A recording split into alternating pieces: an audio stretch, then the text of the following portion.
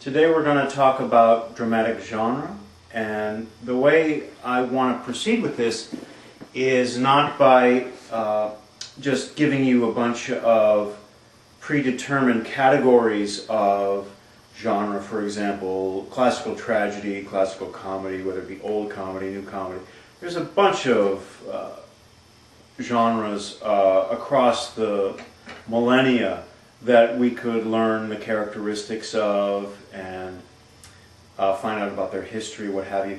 What I'd like to focus on with this class is to provide some analytical framework with which to look at any play.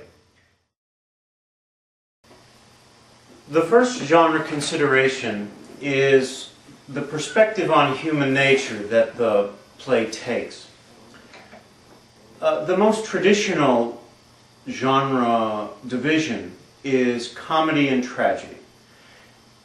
And what that comes down to is basically a difference in the way we orient our brains to look at human beings, for example, their failings, their foibles, their flaws.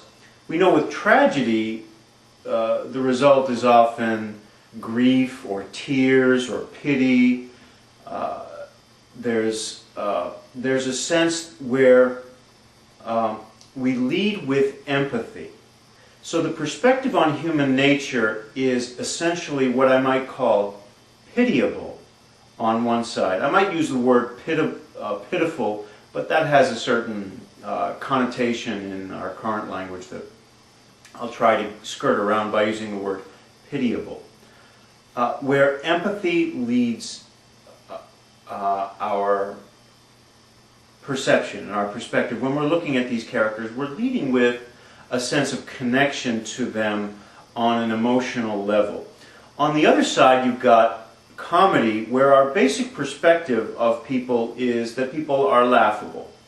We'll laugh at what they do. We laugh at their foibles. We develop a comic distance. If, for example, someone trips and falls, we don't go, oh, poor them, or say, ooh. Instead we go, ha, we laugh at what they do. So those are the two sides. On the extreme of the pitiable side is what we find with tragedy, when we never smile, we never laugh. If there's irony, the irony leads to the feeling of, oh, isn't that more painfully ironic? This is tragedy. This is what the Greeks, what Sophocles led us to, where we see a high person fall to a low estate, and our empathy is supposed to be maxed out. On the other hand, we find complete detachment, where there are stories when someone gets really hurt, when we will say, "Oh, that's really funny," or cartoons where Wile E. Coyote falls to the bottom of the canyon and we laugh, or in South Park, if Kenny dies at every show, we're not feeling sorry for Kenny. We're saying, "Oh, how is Kenny going to die this time?"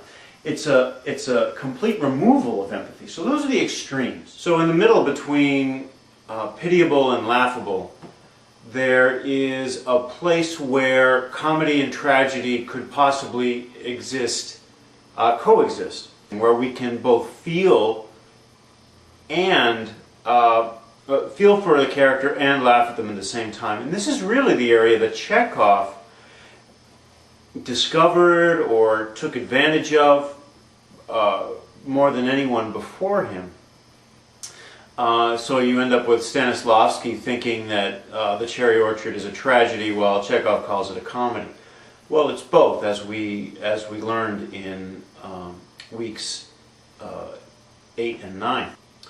So if we were to spread numbers across this spectrum between laughable and pitiable, and we were to have 1 through 5, with 1 being the most laughable, 5 being the most pitiable, what we might find is, if we started at 1, we might look at that as our perspective on human nature being the ridiculous. We see people as being ridiculous, or at least the people in that story as being ridiculous and worthy of laughter. That's probably the area of farce and of satire.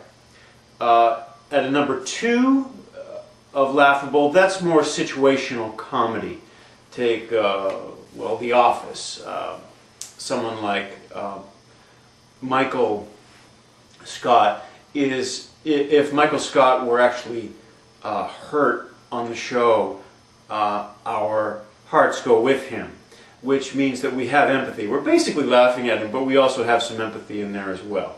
So once we get to 3, this is the area of a play like The Cherry Orchard, where when Fierce comes on at the end, it is both a moment of great sadness because, oh my God, this man is going to die here, locked up here, and also laughter at the absurdity that they left him here and how ironic and perfect it is.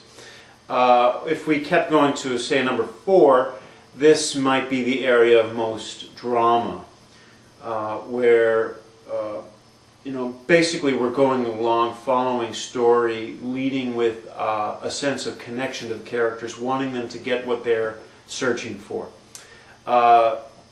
As for number 5, where there is no distance, this is the area of great tragedy, which it does exist in current dramatic storytelling, but is certainly exemplified in the Greek tragedies, in Hamlet, although there is that comic section with the clown.